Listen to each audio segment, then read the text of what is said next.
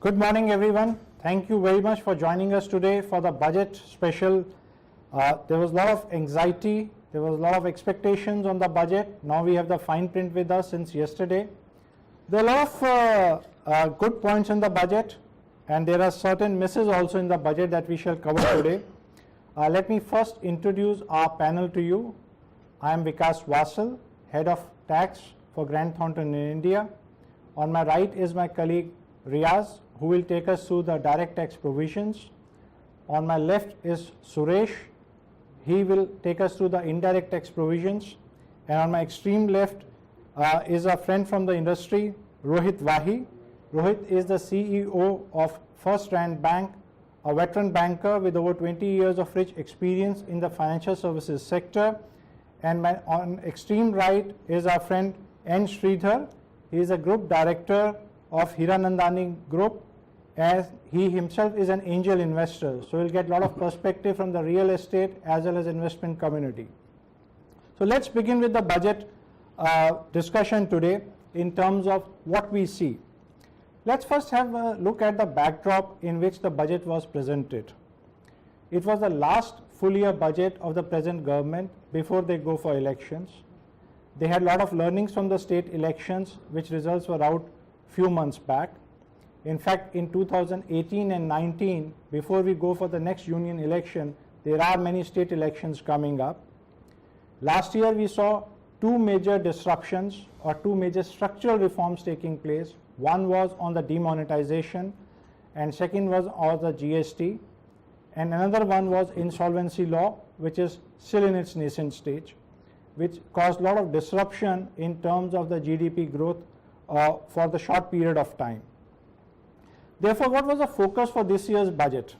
As expected, it was agriculture, rural development, infrastructure, and most important, employment generation. And if we look at the Finance Minister's budget speech as well as the fine print, there is clear imprint of these four themes: agriculture, rural development, infrastructure, and job creation in most of the announcements which have been made in the budget. Can we say that corporate India as well as the urban sector has been left out a little bit? Maybe yes. But again, in the fine print, there are certain benefits which have been doled out to please the masses as well. Now, what are the challenges in which the economy is working today? First, the fiscal deficit has slipped. In fact, next year also, we are looking at some slippage on the fiscal deficit front. Oil prices are on the rise. That's a fact. In fact, last year, the government had a lot of leeway in terms of the dip in oil prices, and that helped government to garner a lot of revenue in terms of the duties that it levied. That leeway may not be available in the coming year. General rhetoric was being made that the government is more focused in terms of foreign investments and the larger corporate world, whereas the rural India and the agriculture sector has primarily been ignored. I think this year's budget clearly reverses the trend in which there is a lot of focus in terms of the spend on the agriculture and the rural development. And if we look at the volume of the speech, I think a large portion of the speech of the Finance Minister clearly talks about the entire growth story on the rural development side. So there is a lot to be done on various schemes, especially on the farmers and the rural development. With this, I will request my colleague Riaz to share his perspective on the direct tax provisions and where we stand today on that. Thank you, Vikas. At the outset, as you said, there have been a lot of investments and commitments made by the Finance Minister, and it is commendable to see that the number of provisions which have been, amended to raise the revenues for the government are limited and targeted. So there are a few large announcements on the direct tax front. The first one is the long awaited promise for reduction of corporate tax rates. If you'll recall, in 2016, it had been announced that there would be a phased reduction in the corporate tax rates from 30% to 25%. Partially it was introduced last year. Now the benefit of this has been extended to all companies having a turnover of less than 250 crores. The finance minister also said that this will now cover 99% of the companies. However, as we can see, the large companies are still out of this benefit. There is one issue here which one needs to address, and I think it might be a slip, that the reference to 250 crore turnover relates to 2016-17, and therefore whether companies incorporated after that date are eligible for this benefit or not will have to be seen. The second big bang change has been in the long-term capital gains. We've all been speaking about it, and there was an expectation in the market that there would be some change in the long-term capital gain structure. So that has come now, and it is proposed that all long-term capital gains in excess of rupees 100,000 will be taxed at 10%. Overall, I think the market has reacted, but one has to see that this is in line with international trends. It is also in keeping with the treaties that India has signed with Mauritius, Singapore, where a 7.5% tax was anyway projected. So I think the market will be able to digest this levy. To ease the levy, a grandfathering clause has been introduced which says that the market value, the fair market value as on 31st January 2018 shall form the base for as cost for computing capital gains. So I think that will ensure that there is no panic in the market. On the negative side, I think the securities transaction tax should have been also reduced or removed, as it was supposed to take the place of long-term capital gains. But obviously, due to the limited elbow room that the finance minister would have, that could not be done. The next change that has come in is in the nature of a standard deduction of rupees 40,000, which has been introduced for salaried employees. The only real benefit of this is the fact that documentation will be reduced, because the standard deduction has come in place of the transport allowance and medical expenses claims, and therefore only the documentation related to the deduction will be minimized. I do not see any other advantage, as on the other hand cess has been increased from 3% to 4%. The next important change is for companies undergoing insolvency proceedings. Now, as the law stood, carry forward losses for such companies could not be permitted if the change in management was more than 51%. This obviously went against the nature or the spirit of the Insolvency Act, as we needed to bring these companies out of the financial stress, and the finance minister has rightly addressed this, and now carry forward losses will be permitted.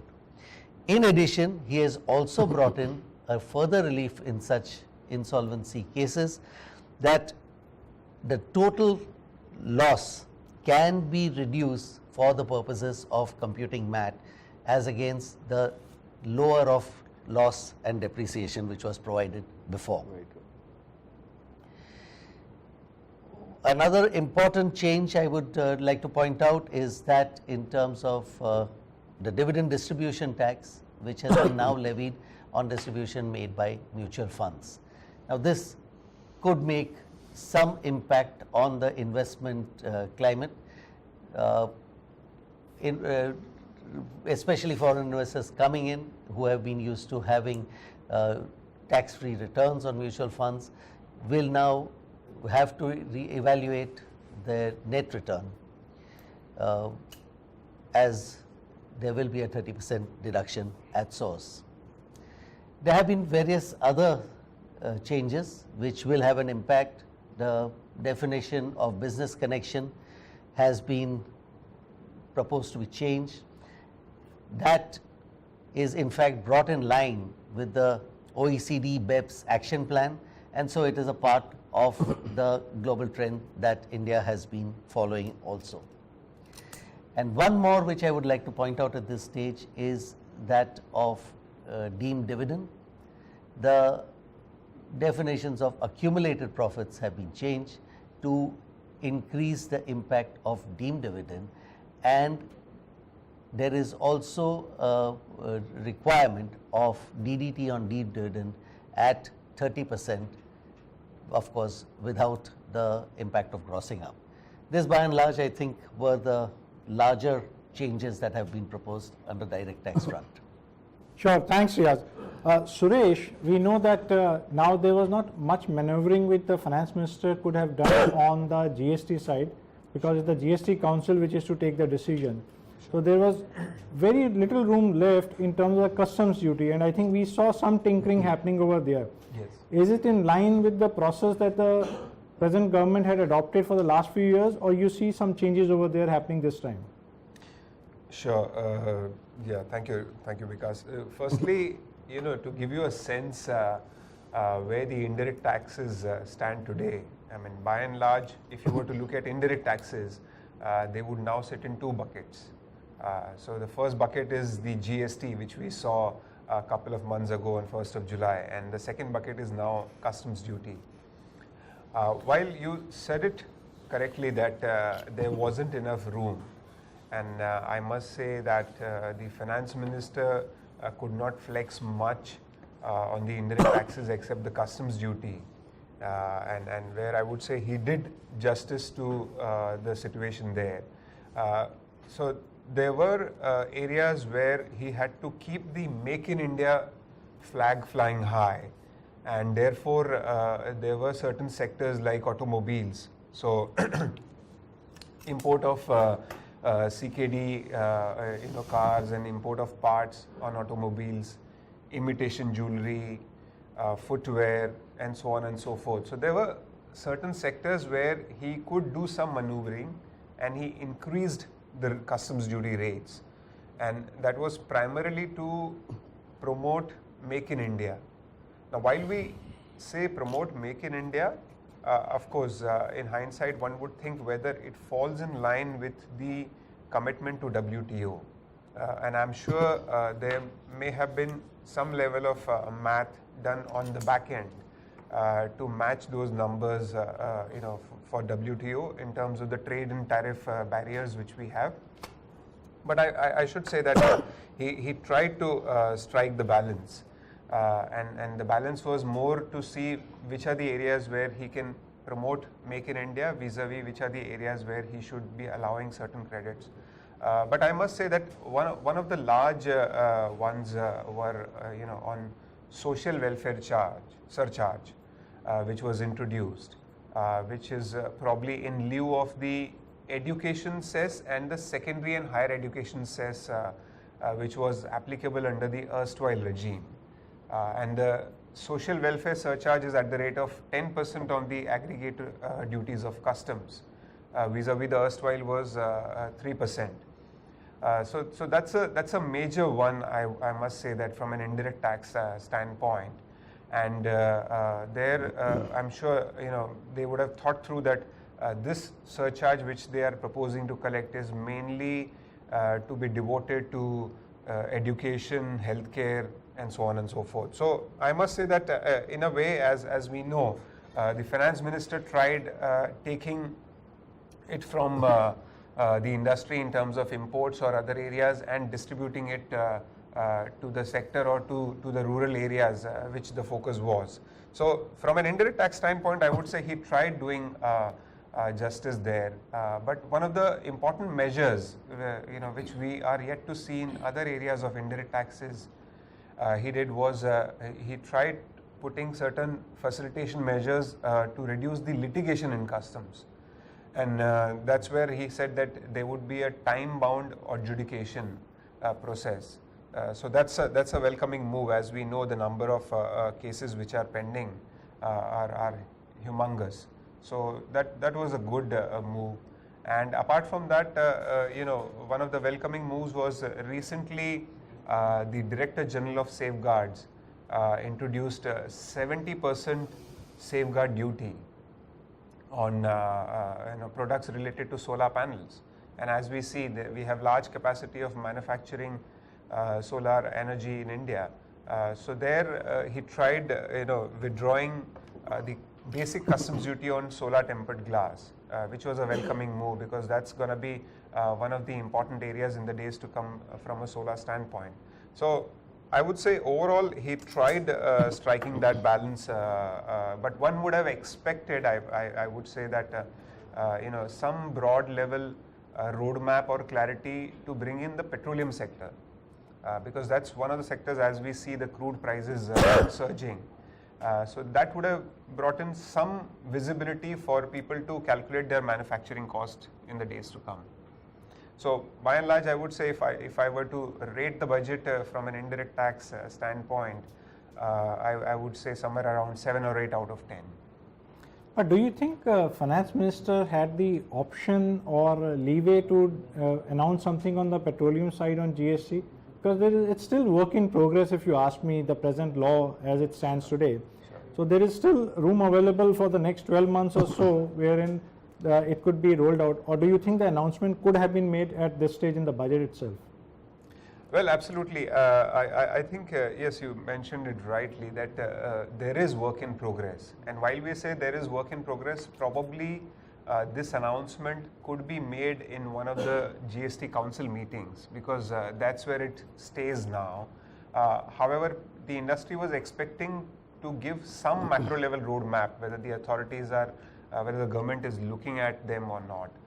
So considering he didn't want to go to the indirect taxes, which is GST, he just kept his focus towards customs duty, I believe. So we should expect some level of message in the days to come from the Finance Minister. Perfect. Rohit, I'll come to you. You, besides being a banker, are in the hub of the financial services market, which is Mumbai. So 2 points from you. One, what's your perspective as a leader on the budget, number one? Number two, how do you think it will impact the financial services sector, which is expanding and still needs a lot of support, especially on the bond market and otherwise? Thanks, Vikas, and good morning, good afternoon, good evening, everybody, depending on where you logged in from. So I think it's a very well thought out budget. So in the long term, extremely positive. That's because the budget has addressed the core issues of the economy. 65% of India is still dependent on agriculture for a livelihood, directly or indirectly. And I would say 75-80% of India is rural. And the budget has addressed these two segments. It has also addressed women, it has addressed the poor, it has addressed the senior citizens, it has addressed job creation, it has very well addressed the small and medium enterprises by the tax breaks and the Mudra initiative.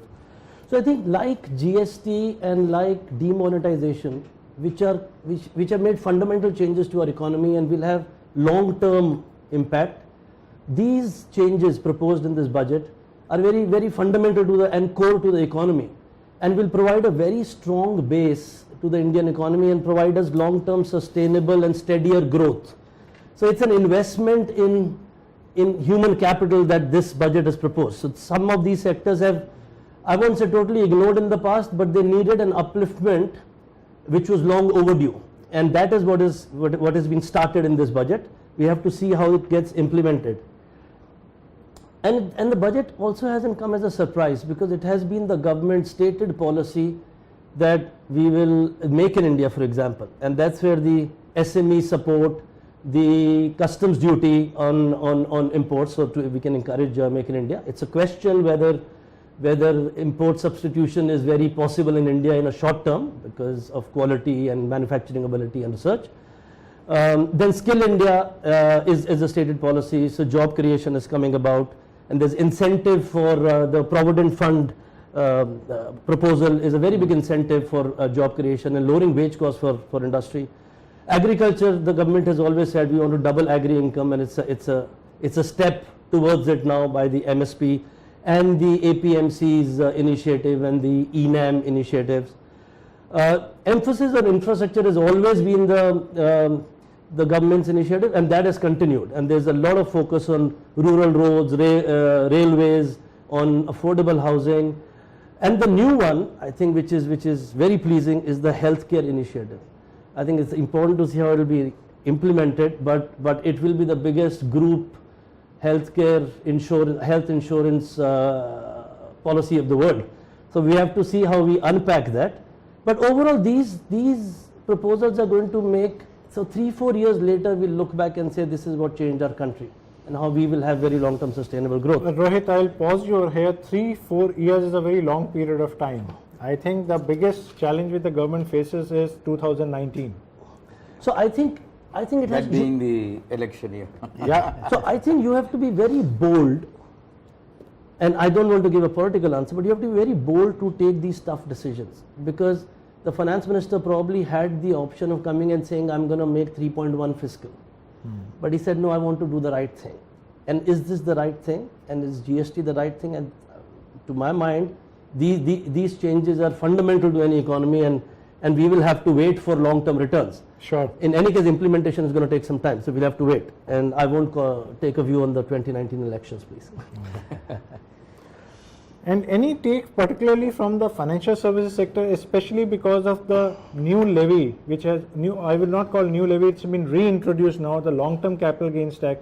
Yesterday we saw stock market going up, down, and today I think again it's down right now while we are on the panel. What's your view on that? So I think when an investor invests, he looks at net return, and net return in comparison to the risk and in comparison to the alternative that you have, and on what risk you take on the alternative.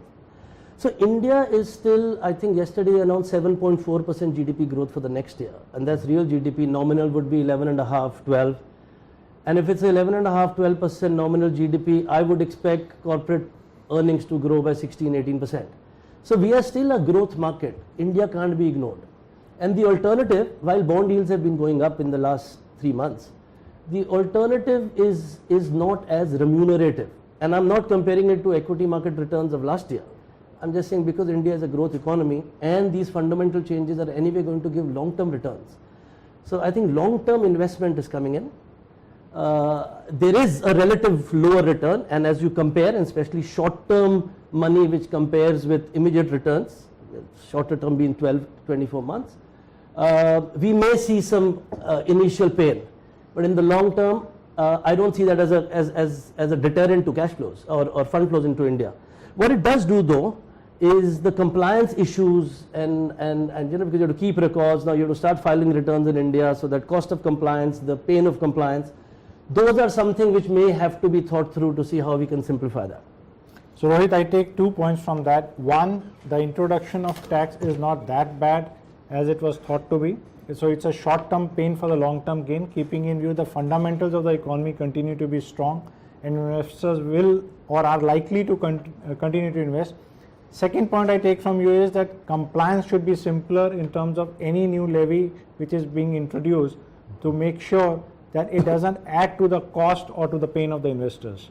I agree. Very And good. just add to that, we are there to help on the compliance. Absolutely, absolutely. Sridhar, I'll come to you. There has been big push on infrastructure, especially on the real estate and the housing side. The government wants every family in the country to have its own house by 2020. A very laudable initiative. We all are in support of that. If we actually achieve it, I think it will be something which was unimaginable few years back, and we all want that. What's your view, being from the real estate sector in the thick of the things over there? What's your view on that? Thank you, Vikas. like Rohit said, good morning, good afternoon to all our viewers from which part of the world they're logged into. I think the Indian government for this budget, if I may have to say, to just summarize and take on from what Rohit has said, to add a few more perspectives. I think while they have done what is laudable from a rural and from a larger part of the economy stakeholders perspective, a good budget, or I wouldn't call it a populist budget, I'd call it a popular budget. And more importantly, but there is also surprise at the lack of concern for middle income group and the salaried class. There's nothing much in that for the common people out there. Let me classify the good of this is there has been a huge focus on rural infrastructure, healthcare and education, and the budget has clearly been more an expenditure budget, pushing it through. The other thing is on the rural front, they have also classified fisheries, they have taken horticulture, they have sort of wanting to ensure that a farmer gets 50% more income based on the cost through the minimum support price. And I like the way yesterday the debate went on, and the Honorable Finance Minister mentioned that we'll put in a process through NITI to ensure that that happens. That would, if really done, would go a long way in impacting the discretionary spends that could happen at the rural economy level. And that could really boost your consumption and your other stuff. The other important point is the priority sector fund allocation to affordable housing.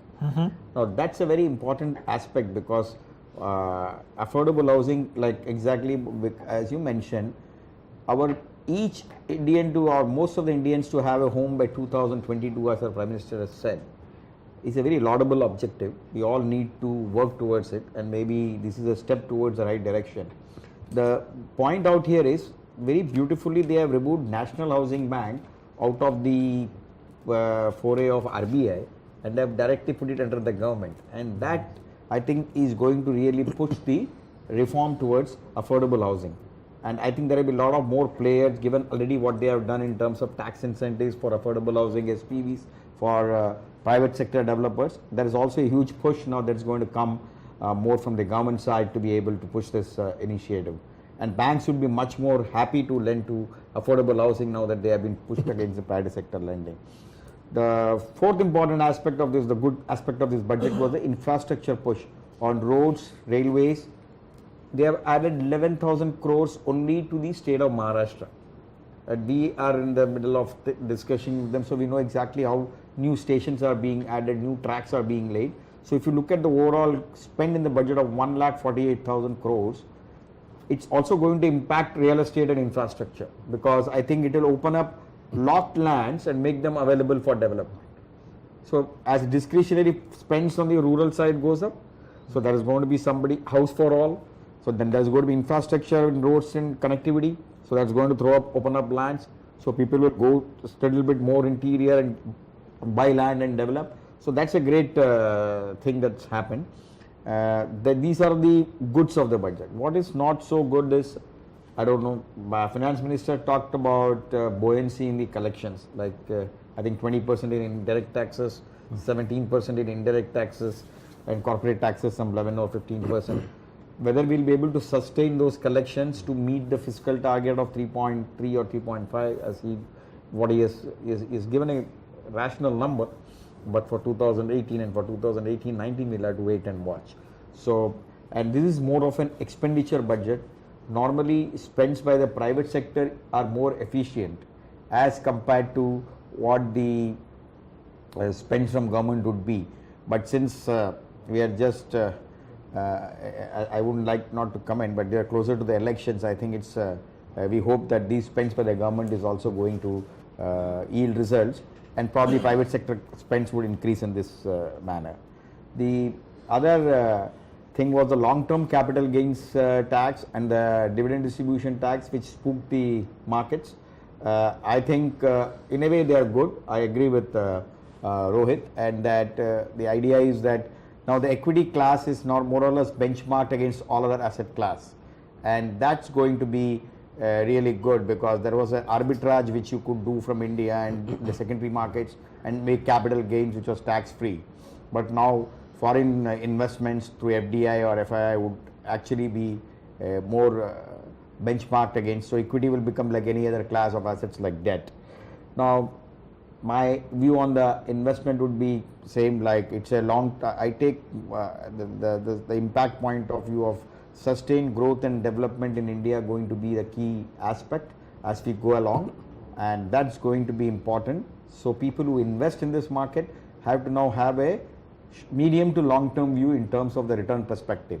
So my perspective is, if you had a view of 1 year, all the reforms, the GST, the demonetization, the structural reforms, while the government has taken a pause and consolidating the whole thing, we expect it will have all positive rollout effect in the next 3 to 5 years. And I'm very bullish on the next 5 to 10 years in terms of the Indian marketplace. So investment horizon for an investor should be phased out like that. And that's my perspective on the budget.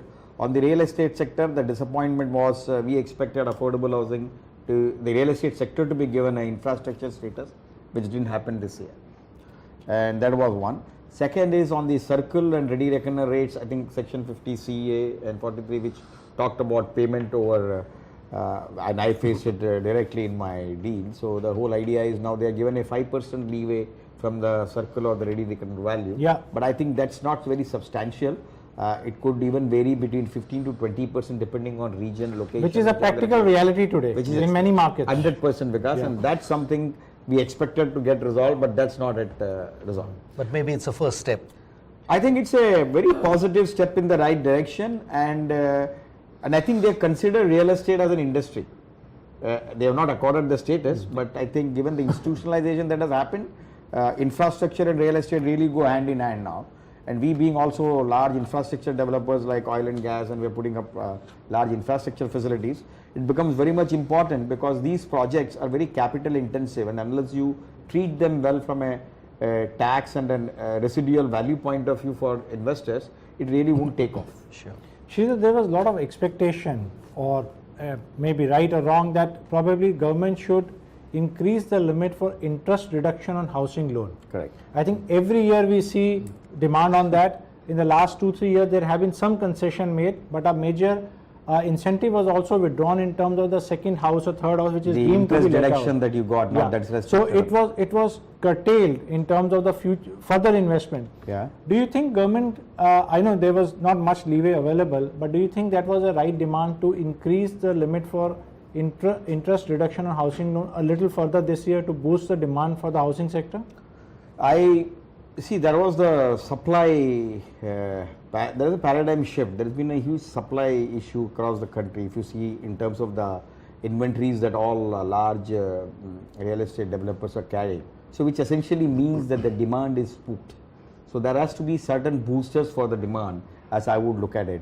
And interest, especially for home buyers. Now, the conflict is, while the Prime Minister did say that he wanted house for all, unless you give benefits to the category, socio-economic category B and C out there in terms of surplus in hand, how is he going to go and buy a home, even if it is a low-cost home? So it would have been, I completely agree with you, it would have been a valid assumption that I expected that they would give this interest deduction and increase the amount to a higher amount for really motivating people to buy those homes. And I have very clear perspective on affordable housing, because affordable housing from a government point of view is 60 square meters. Yeah. But it becomes very contextual because affordable housing is also to the extent of the money that a person can afford from his surplus cash. So it could be a much little bit, in Bombay, affordable housing for a middle income group, socio-economic category B would be anything between up to 1 crore or within the city, or 50 lakhs in the suburbs. Now, how would you provide that kind of home? Maybe we can distinguish between metros and non-metros. Actually, yes. So distinguishing it only and saying I'll give tax incentive to people who will build 60 square meters, cost of capital and the cost of land is very high. Sure, Sridhar. So that's one suggestion something which is coming is, and maybe a representation needs to be made, that instead of linking it with the square meter, we can link it to the capital value And the location. and the location. And so that there is a good incentive for the guys to go out and be able to buy those out. Perfect. Suresh, you mentioned about some aspects on litigation being eased out in the customs. Okay. If we look at the economic survey, Sure. clearly one of the distinguishing features or the highlights of the survey on the tax front is a large part of the litigation goes against the government in terms of the litigation that is carried out. Whether we look at the tribunals, whether we look at the high courts or the Supreme Court, there are clear indicators in the economic survey this year which say that a large part of the litigation does not yield results, which means there is wastage of time and effort on part of the private players as well as the government itself in terms of tax authorities and the litigation that goes on, and that also earns a bad name. What do you think more could have been done? First I'll ask you, Suresh, and then I'll ask you, Riaz, because we don't find anything in the direct tax imprint in terms of anything being done on easing out the litigation on that aspect. Sure, Vikas. You see, if I were to step back for a minute, two terminologies very commonly heard and spoken about. One is the cryptocurrency and second is the blockchain. So if I were to take the second one, blockchain, just a couple of days back, I'm sure many must have heard Mr. Amitabh Kant while he was at Davos. And he mentioned that looking at the spectrum of litigation and where do we stand today, if one were to apply the logic of a blockchain, then there are so many pending issues which are just lying in the courts, including tribunals, can be wiped off. And that's something very logical. And today, if you were to look at indirect taxes, if one were to apply any math, it would take years together, for the indirect tax litigation pendency to be cleared off. So my take is that it was a good step from a customs standpoint for the finance minister to say that we would reduce the litigation.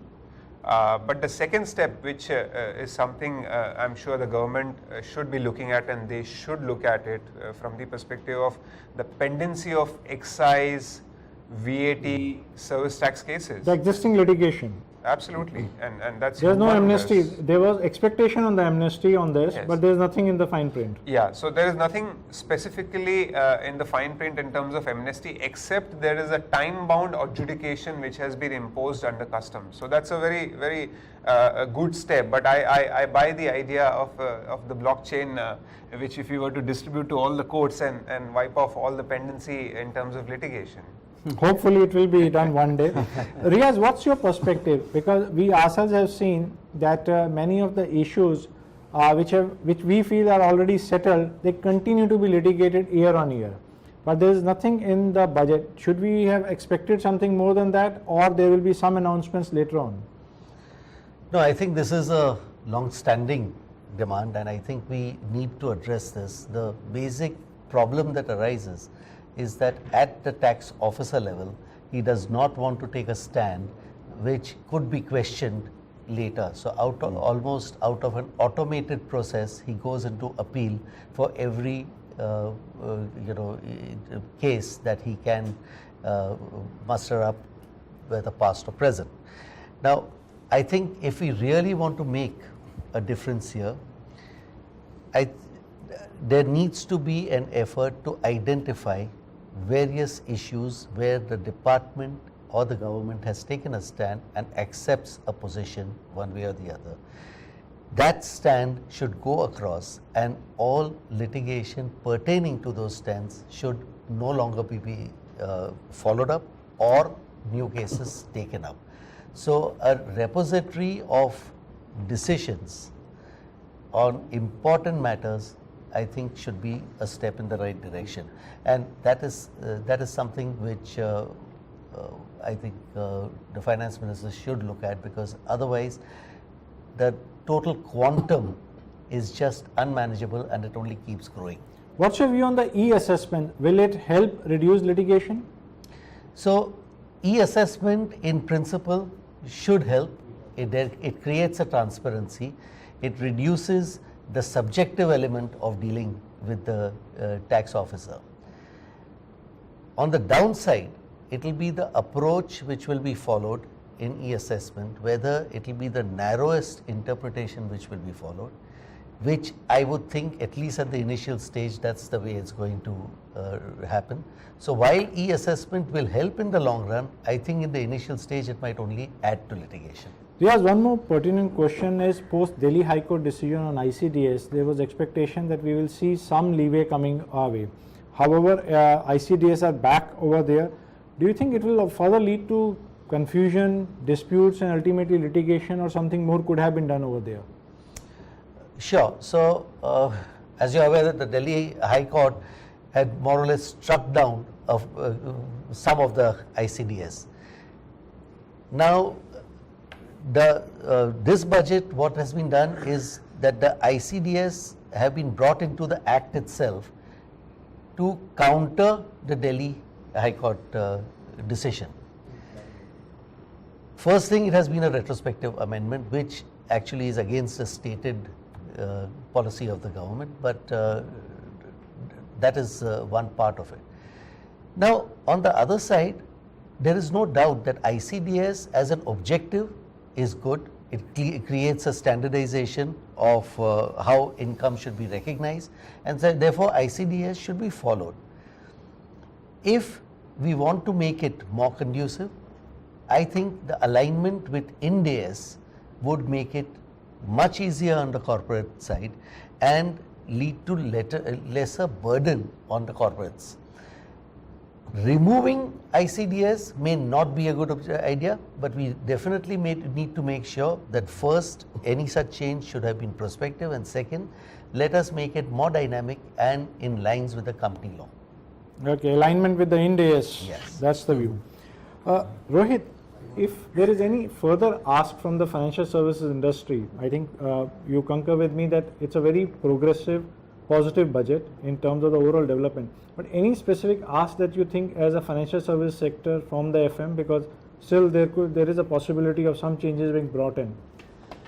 So I think, well, if you give an option to anybody to ask, there'll be a lot of things to ask. Absolutely, absolutely. We have a long list. So, but I think what has happened, it's not necessarily related to the budget alone, but interest yields have been going up. Bond market, and after the budget, bond market yields have increased even more. Okay. So this morning the old 10-year was trading at 780, and it was 760 before the budget. So the banks are seeing mark-to-market losses. One of the reasons for the bond market yields going up, there can be lots. It is the American yields going up as well. It is the expectation of a fiscal slippage, which happened. But it's also liquidity, because the FPI limit for investing in Indian GSEC and corporate bonds is at 99.5% utilized. So no new FPI money can come into the bonds, and only the recycling happens. And if that the quota can be increased, or even if Reserve Bank of India is given a kitty, like Reserve Bank of India intervenes in the forex markets to manage the rupee movements, they can also intervene in the bond market to arrest the price falls the way it's going, because the prices are falling and yields are going up at very thin volumes, and it is a factor of liquidity. For example, it can be managed more efficiently, because in effect it's increasing government's cost of borrowing. So that's one thing I can think of. I think the other issue coming from the budget, this insurance plan of the 10 crore families, 50 crore people. I think more detail has to come about how will it be implemented, who's going to bear the cost, which insurance companies. So there will be some more detailing which will be required from that. There should be a big push to the insurance sector. It so many depends. insurance policies coming our way. It depends how it gets priced. So I think because there's also a government social initiative in this, it'll depend on how it gets priced, whether the government's going to bear the cost, or will the cost be shared between the insurance companies and the government, or by us in taxes. Okay. Suresh, yesterday we saw that the e-way bill system, which was to come into effect from 1st of February, was not working. What's your thought on that? Well, yeah, as we know that yesterday, while it was an important day for the full budget for this government, but in parallel, the entire industry was going to embark on this journey for moving their goods on e-way bill system. Couple of thoughts there. By afternoon we heard that the systems are not working, And the government was courageous enough to make an announcement subsequently to say that we defer this decision of moving goods under the e-way bill. And that is quite courageous. But I must say that, for all the viewers, that while the entire industry was waiting to embark on this, but a decision in haste may sometimes go waste. And that's where, I would say that similar feelings or sentiments got carried during the GST return. So the thought is that probably this time, once again, when the government comes back with the e-way bill system, it should be more robust. And also to give some perspective that, a couple of months back when we were juggling with the GST return issue, in the 25th council meeting, Mr. Nandan Nilekani, he made a presentation that what should be the revamp from a systems standpoint. And I think it is very important for the entire nation to get a smooth feeler or a robust systems where we are able to embark on that journey properly. So I'm sure that once again the government will come back on this e-way bill system in a more robust manner. And it is necessary for them to capture these transactions, because that's the only way they feel that the illegitimate transit or movement of goods can be captured. So what's your thought on the likely changes to come on the GST structure or the rates that we are seeing? There has been a lot of demand to cut down on the rates. Yes. But looks practically very difficult keeping in view the scenario where India stands today. Whether you want to tax the, say, Hawaii chappals and the aeroplanes at the same rate. What's your thought in terms of practically implementable GST roadmap for the next 12 months? Sure. So firstly, the general sense is that as we have 5 baskets of rates today, they are going to shrink it to 3. And when I say they will shrink these baskets to 3, there would be a logical, shuffling which will happen from Hawaii chappals to a mug. Having said that, it is important that the country had started this journey of GST, and many were saying that there should have been one nation, one tax. And of course, looking at the diversity of the sector, we can't have one rate of tax for diverse sectors. However, by and large, we would see in the days to come, in a year's time, probably there will be three buckets of rates. So would probably go with the services sector. And I must say that in services sector, there are sectors who are waiting for a rate tinkering. And we should see that. Having known those nuances in terms of the rates, I must say that there are expectations for the services sector in terms of centralized registration, which they were fabulously using earlier. But now in today's time, they have to register in each and every state and follow the compliance. Compliance has gone up. Yeah, for services sector. So those are things which we would see in the days to come from a service standpoint and from a GST standpoint. Sridhar, any specific ask you will have from the finance minister? One is I was expecting that while he has given the which I forgot I think mention, and which I think Riaz mentioned, that he has got 25% tax rate for MSMEs, 250 crores. We were expecting, based on the last couple of years' promise, that there would be so corporate taxes remain where they are. If you really add the surcharge and the cess newly implemented, you are going close to 40% of tax. But government's claim is the effective rate is about 24%. Well, I mean, they have removed most of the SOPs in terms of the earlier things that they had. So currently, if you have to compute, I think there is a small aberration in terms of the effective tax, because I've seen it clearly in corporates, both in financial services and infrastructure, real estate, that the tax component in terms of cash flow effective tax rate has gone up. So you're looking at a phased reduction. If you compare ourselves with other countries, we still highest paying tax regime in different forms.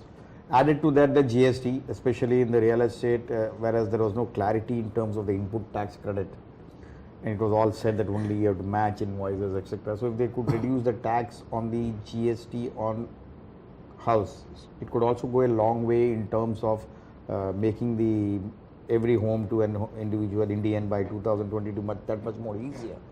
And you could actually have a composite rate for saying that if you buy a house, this is now they, I think, come down to 8%. I think we were expecting something closer to 5 or 6%. So that made more sense. given how much of input credit you took on steel and all of those, because now there's no way of having, unless you really push the contractor to take the benefit of input credit. So I think that's something which we would have looked at the indirect tax side and said if we had proposed some legislation on that.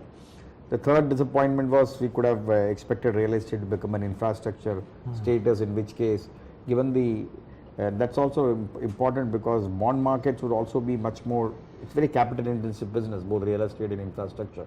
So India doesn't have too much of depth still in the bond markets as I see, while we have this yield curve going up.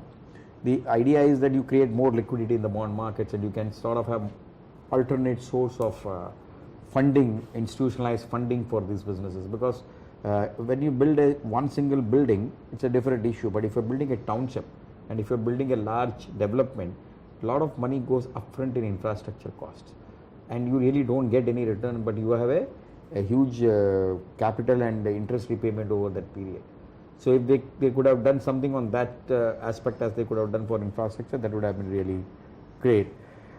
Other than that, I think this budget has been more or less sensible, I would say, with a long-term growth perspective. So Sridhar, you mentioned about the bonds. I will touch upon one point on REITs. Yeah. Okay, there have been a lot of talk in the last few budgets, but we haven't seen much concrete action at the ground level on that. Any thoughts on that?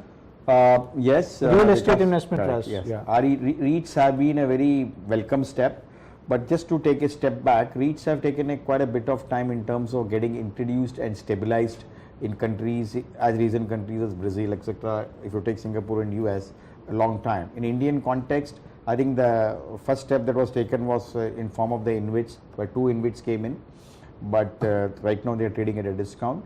But the basic issue would be, given where the interest rates are going and where the expectations of a retail investor would be in terms of a return, there would be a liquidity issue if you have REITs in the marketplace at this point in time, number one. And the reason, while the laws have been more or less ironed out, there is only one in terms of the capital gain on transfer and the stamp duty when you move the asset to the REIT vehicle. So that really needs a little bit of thought, and we are represented to the SEBI director of the board. But apart from that, I think the regulations are more or less clear. But the reason REITs are not taking, are not accelerating is, apart from 2 or 3 people who have already applied, is that basically issue of how it will get priced, what the cap rates could be given where the interest rates are, and more importantly the liquidity in the market, because the sponsor has to continue to retain 25 to 30%. So if people liquidate 10%, given the Indian real estate markets, we wouldn't be able to really price the NAV, and which would mean the retail guy says, if I'm going to get 6-7%, there are alternate, much more stable options available to me. So it will be largely more driven by institutional markets from a liquidity perspective. But yes, one of the embassy group, whom I know, we've got 40 million square feet of assets out there for REITable assets. Will go shortly on screen. So you are positive on this concept, right? I'm very positive, but I'm saying that you have to weigh the options, because how these assets will be listed and traded, that would depend more on your bond yield curves and the expectations of retail investors. Sure, understood. Riaz, this is one question I think which is coming from some of the viewers, is there's no specific mention about additional measures to curb black money in the finance minister's speech, but I think in the fine print there are certain measures in terms of widening the tax coverage as well as deepening of the tax base. Any specific measures that you have come through in the fine print? Yes, there have been a couple. So one is on trusts and financial institutions. So there, there have been measures to try and control what constitutes application of funds towards the objects of the trust. So there 30% of all amounts which have been spent in cash over 10,000, on all amounts where tax has not been deducted at source will be disallowed, and similarly all cash payments over 10,000 would be disallowed. So that's a pretty bold move. It is a bold move, and I think it is a step in the right direction, right, because trusts have been used in the past for circulating cash money, so to say. Other than that, I think steps, I think the demonetization in GST have anyway helped in trying to curb black money.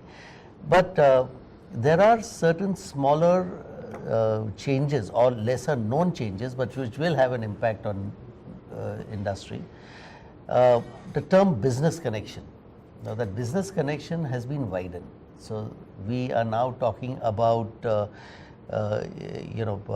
significant economic presence as the basis for business connection. And it's been a matter of dispute. Yes, and while it is in line with the multilateral instruments and the OECD BEPS action plan for the digital economy,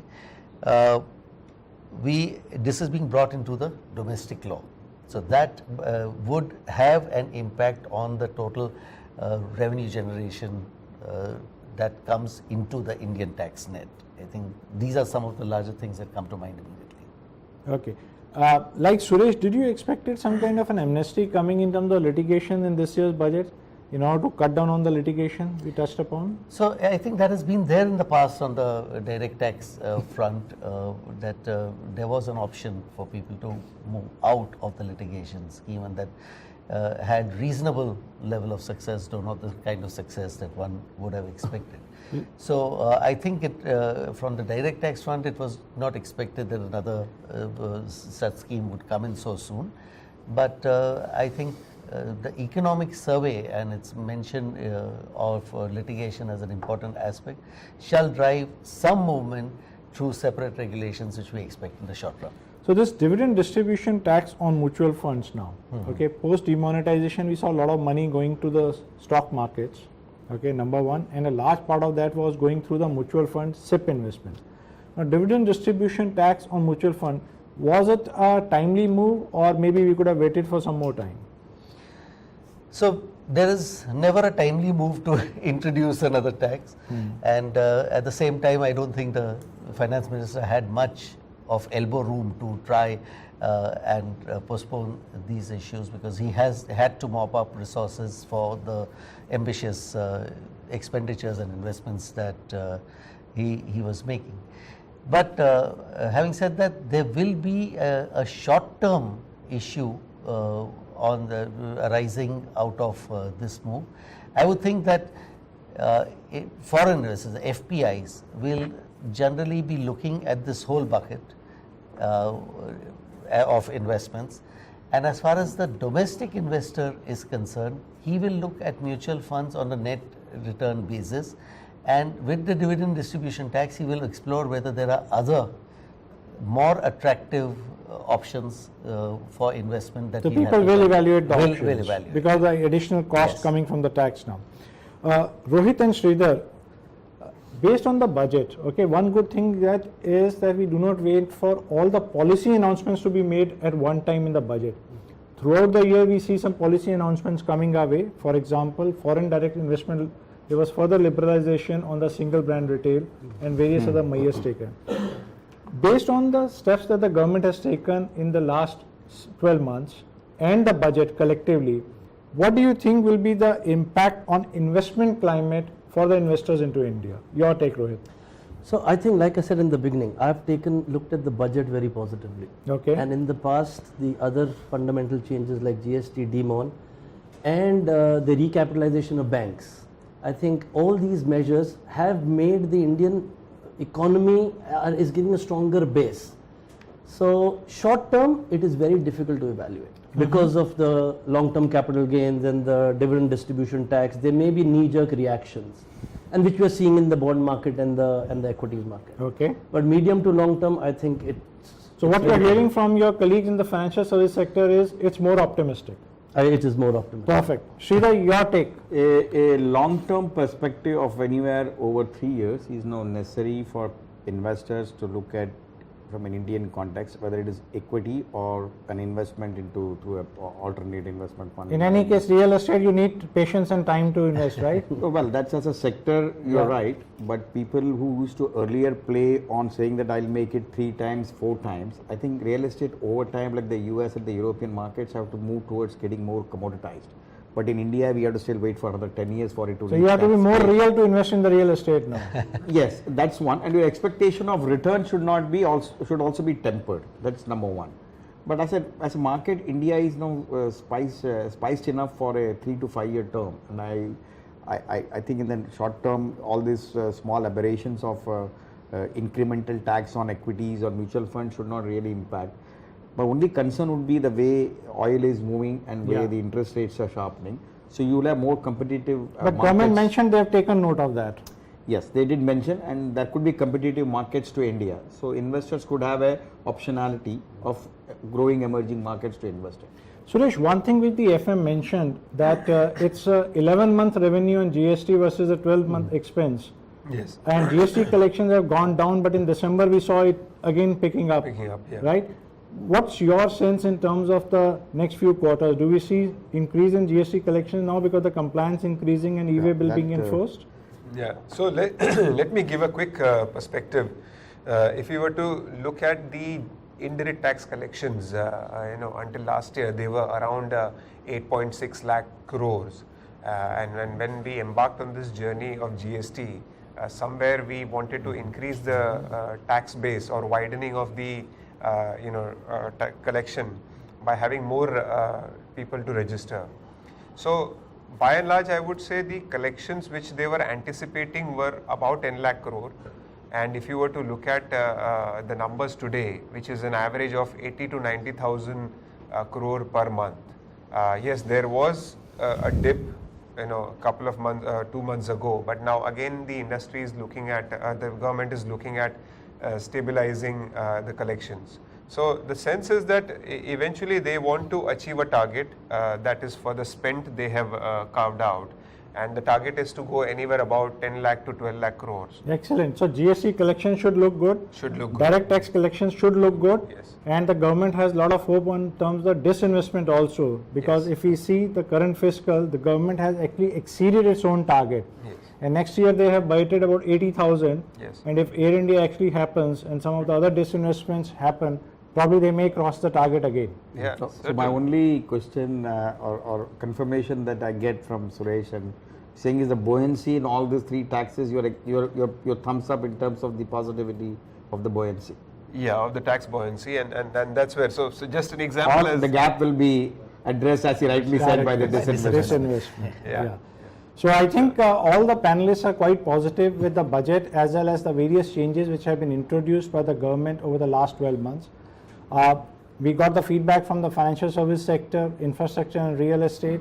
On tax side, I think it's more status quo kind of budget. Not much changes have been made, barring one or two, especially dividend distribution tax and long-term capital gain. I think that gels well with the certainty and clarity for the taxpayers in the long run. Overall, quite a bullish budget in terms of the overall infrastructure spend, rural development, and it should make India and Indians prosper as we go along. We are still receiving a lot of questions which we will address on one-on-one basis. Thank you very much for joining us, and we hope that the country progresses further with this year's budget. Thank you. Thank you. Thank you. Thank you.